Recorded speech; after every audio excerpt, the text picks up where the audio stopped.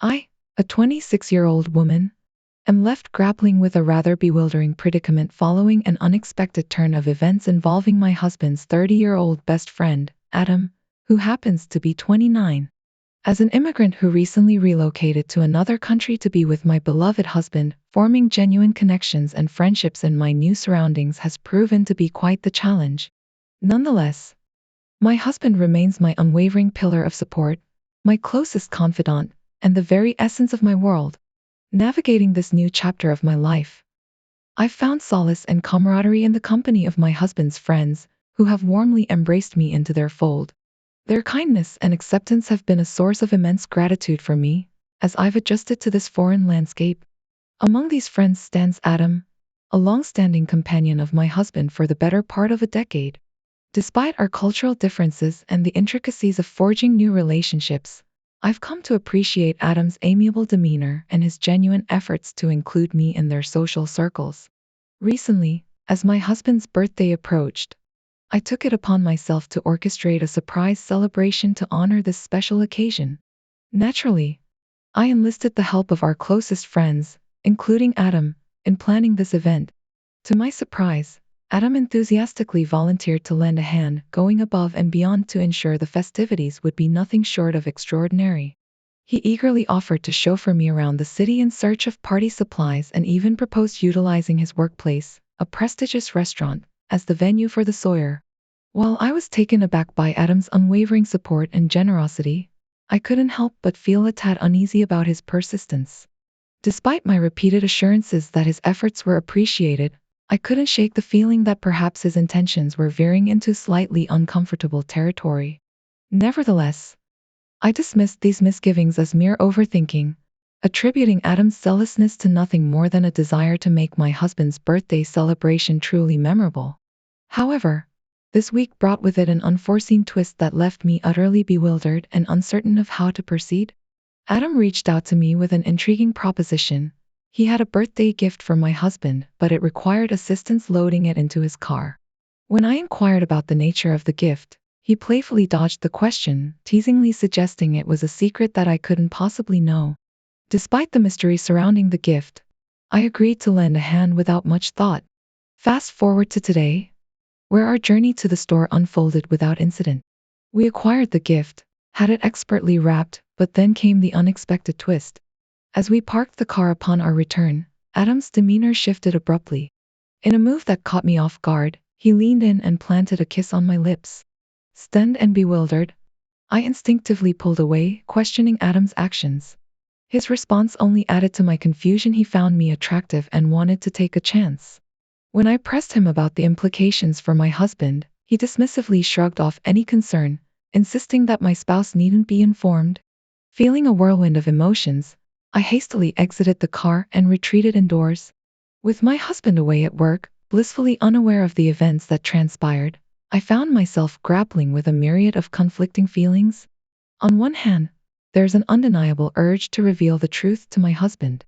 Adam's behavior serves as a glaring red flag, indicative of his selfish motives and disregard for my spouse's well-being. Yet, I can't shake the apprehension of potential fallout. Despite the foundation of trust that my husband and I have painstakingly built, I can't help but worry about the impact of this revelation. Will he understand my perspective, or will he perceive it as a breach of trust? The fear of being misunderstood and shouldering the blame for Adam's transgressions looms large. Finding the right approach to navigate this precarious situation is paramount. While honesty is undoubtedly the best policy, I'm keenly aware of the need to tread delicately to minimize any unintended harm to my husband. Any insights or guidance on how to broach this sensitive topic with him would be greatly appreciated. Edit. I've taken note of the unanimous advice to disclose the truth to my husband, and I'm grateful for everyone's input. I've decided to confront my husband about the incident when he returns home. However, I find myself grappling with how to broach the topic delicately without jeopardizing our relationship. While I'm certain of my intention to disclose the truth, I'm unsure about the most tactful approach. It's a daunting prospect to be the bearer of unpleasant news, especially when it involves revealing the true nature of someone we've known for years, a friend who has proven to be manipulative and deceitful. My inclination is to approach the conversation with sensitivity, mindful of the potential impact on my husband. I'm prone to letting my emotions dictate my actions, and this particular event has left me feeling somewhat overwhelmed. Above all, I want to minimize any unnecessary hurt or distress caused to my husband. Any guidance or advice on how to navigate this conversation with him would be greatly appreciated. I'll be sure to provide an update once I've had the opportunity to speak with him. On another note, before delving into the update, I'd like to share a piece of advice offered by a fellow Redditor. They recounted a similar experience where an acquaintance made inappropriate advances toward their girlfriend in their own home.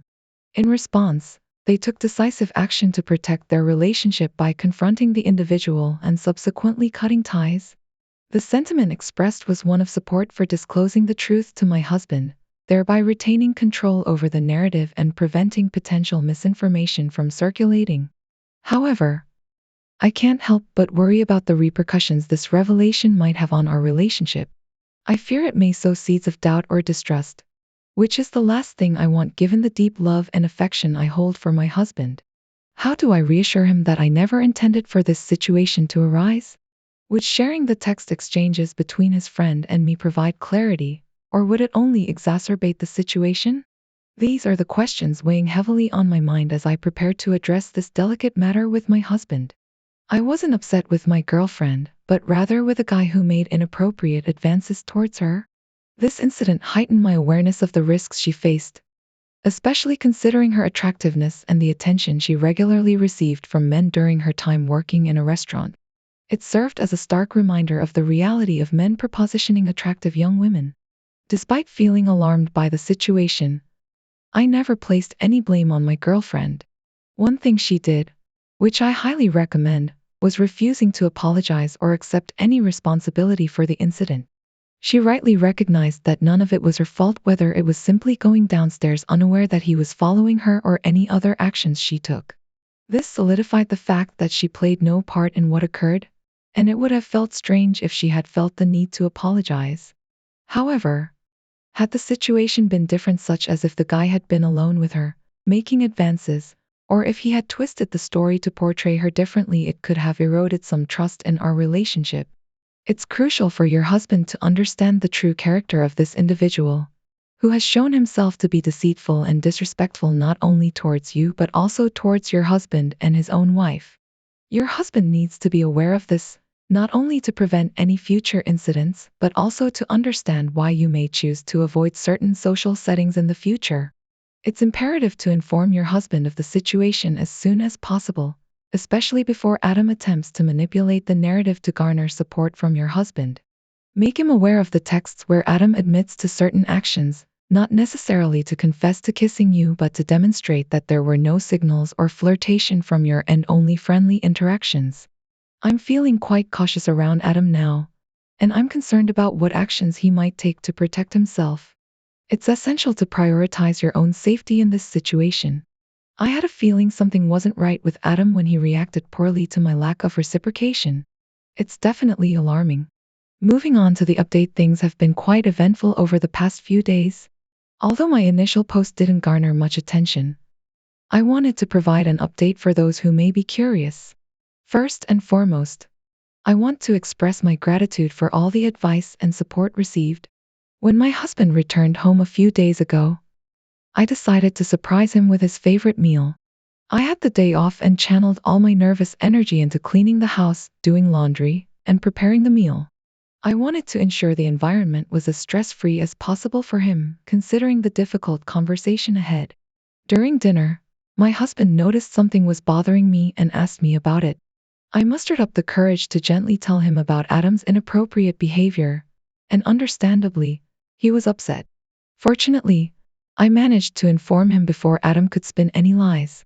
My husband was furious at Adam for his actions and even threatened to report him, which could potentially lead to deportation. After discussing our options, we decided to file a police report against Adam for assault to protect my residency. I want to express my gratitude to those who suggested this course of action. As we were deliberating, Adam had the audacity to send me a text message, seemingly trying to downplay his actions.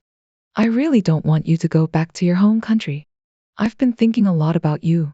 Please call me when you get this message. We have some important things we need to discuss. Yeah, it's creepy stuff, plus there were low-key threats. Upon receiving this unsettling message, both my husband and I were deeply alarmed and decided to take immediate action. Feeling scared and alarmed by the veiled threats, we wasted no time and headed straight to the police station that very night. The officers we spoke to shared our concerns and agreed that Adam's text appeared to contain thinly veiled threats. Consequently, I filed a police report, and they promptly initiated an investigation into the matter.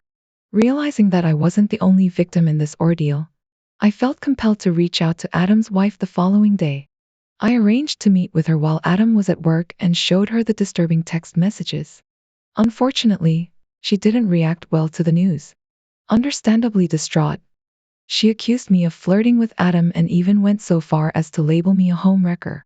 Although I understood her emotional reaction, it still left me feeling upset both for her and for myself, considering the difficult situation Adam had put us in. Shortly after my meeting with Adam's wife, Adam began bombarding my phone with increasingly frantic and erratic messages. Feeling increasingly unsafe, I decided not to respond and instead reached out to my husband, who was at work at the time. To our dismay, we discovered that Adam had also been relentlessly calling him. Fearing for our safety, we made the decision to contact the police once again, as Adam's messages now included explicit threats to come to our apartment and take action against me. Ultimately, the situation came to a somewhat satisfying resolution when Adam was detained by the police for making what they deemed to be a credible threat against me. While it may not have been the perfect ending, it provided a sense of relief knowing that appropriate measures were being taken to ensure our safety. This situation continues to unfold, and I find myself grappling with a mix of emotions as I reflect on how it all unfolded. Despite the turmoil, I'm grateful that my family and I are safe. Right now, my focus is on acknowledging that what transpired isn't my fault and coming to terms with the fact that I am, indeed, a victim in this scenario. Moving forward, I recognize the importance of seeking therapy to navigate through the aftermath. This experience has been an eye-opener, revealing how swiftly individuals can change course when things don't align with their desires. It's surreal to think that just a week ago, I would have dismissed any notion that Adam, whom I had always considered a decent person, could behave in such a manner. Upon reflection, it's evident that Adam's actions were either a figment of his imagination or, as some astutely pointed out, an attempt to exploit a vulnerable situation. In the midst of this chaos, I'm profoundly thankful for the unwavering support and protection I've received. It's heartening to know that I have the backing I need as I navigate this new chapter of my life in a foreign land. I want to extend my sincerest gratitude to everyone who offered their support and encouragement on my previous post. My husband, having read through the responses, expressed his gratitude for the solidarity shown, alleviating some of the burden I carried alone. I'm truly touched by the outpouring of support from the online community. And speaking of my husband, I must commend him for his remarkable handling of the situation. His steadfast support and unwavering presence have been my rock throughout this ordeal. I'm incredibly fortunate to have him by my side as I navigate these challenging waters. Lastly, I want to address the situation with Adam's wife. It's important to recognize that she, too, is a victim in this ordeal. Having been with Adam for a significant period, it's understandable that she may react with hurt and confusion. Despite any negative emotions she may have expressed, it's crucial to acknowledge her pain and extend compassion towards her. She would check in on me daily, invite me to meet her friends, cook food for me, and help me find work. She has never once been malicious towards me, and I see no reason to believe she will start now. I hold no ill will towards her either. In fact, I hope she's able to find peace because she did not deserve what Adam did to her and their family. The only person in the situation that deserves your negativity is behind bars currently. Please be respectful to her as she holds a place close to my heart. I'm deeply sorry you've been through this. My blood is boiling for you. Adam is a predator, and I just wanted to be another person reassuring you that you did nothing wrong in this situation. I wish nothing but the best for you and your husband. Thank you. I'm grateful I posted on Reddit for guidance. I think my husband and I were a bit too close to the situation and would have tried to explain Adam's behavior away. It was Reddit that made me realize that that was a viable option. Forever grateful to this site. I'm so glad that you're okay and that your husband is very supportive. You definitely did the right thing by contacting the police. If y'all haven't already, make sure to get a good security system for your home and property. At the very least, put security cameras at all of your doors. If you can, make a habit of checking for trackers on your vehicles and such. You may want to consider moving to a new place if that's possible. My husband mentioned a security camera, but we are moving soon anyways, so we aren't sure if it's wise. I don't know about trackers or anything. Do you know if there's a common place where people like Adam store them? I'm glad you filed a report against him. Who knows how many other women he has harmed? He has a history of coercing individuals into situations they don't want to be in, often using threats as leverage. I also want to commend your husband for being such a pillar of support for you during this difficult time. It's crucial to recognize that showing kindness to someone should never be misinterpreted as flirting. There were no signals given on your part. It was evident from the outset that he was attempting to manipulate you and deceive you into getting into his car. I'm relieved that the situation didn't escalate further for you, especially given the ominous threat he made, which hints at something far more sinister than just a kiss. Moving forward, I hope you're able to forge more meaningful connections within your community. Regarding the investigators and sites, while I'm hesitant to disclose too much, it seems they suspect he may have engaged in similar behavior before. I'm profoundly grateful for the unwavering support system I have, and I'm thankful that law enforcement took my concerns seriously and acted promptly. Now, turning to the last story, it appears that your wife, aged 34, harbors deep feelings for her 38-year-old best friend and desires to incorporate him into our relationship. This revelation presents a complex dilemma. As you mentioned, although they haven't been romantically involved in the past, there's an undeniable emotional connection between them that extends beyond mere friendship. Since relocating to her hometown, where your social circle is still taking shape, you've had the opportunity to meet her family and childhood friends, most of whom have been welcoming. However, it's impossible to ignore the palpable tension between your wife and her best friend during social gatherings despite their efforts to maintain a facade of cordiality. A few months passed, and I began to notice my wife becoming more secretive with her phone, quickly closing out of apps whenever I approached and changing her lock code. I wasn't intentionally snooping. My phone was dead, so I borrowed hers to make a call to a friend. Last night, she asked me if I was okay with her sharing. Confused, I asked for clarification. She repeated the question while kissing me, a gesture we had never shared in our 8 years together. I told her I needed time to think. Curious, I asked if she had someone in mind for this arrangement, and she mentioned Dean, her best friend. My immediate reaction was a mix of jealousy and anger, and I bombarded her with questions. She grew quiet and evaded most of them, leaving me to wonder if she desired more than just a casual encounter. Distraught, I left the house, turned off my phone, and drove around for hours until I eventually passed out at a rest stop outside of town. Upon turning my phone back on, I was inundated with missed calls and messages.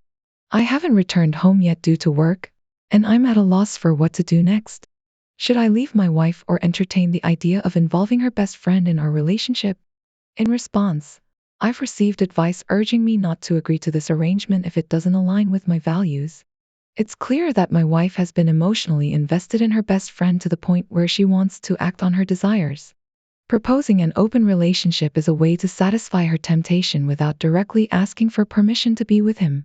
If we were to proceed, it's evident that her primary motive would be fulfilling her own desires, potentially damaging our relationship irreparably.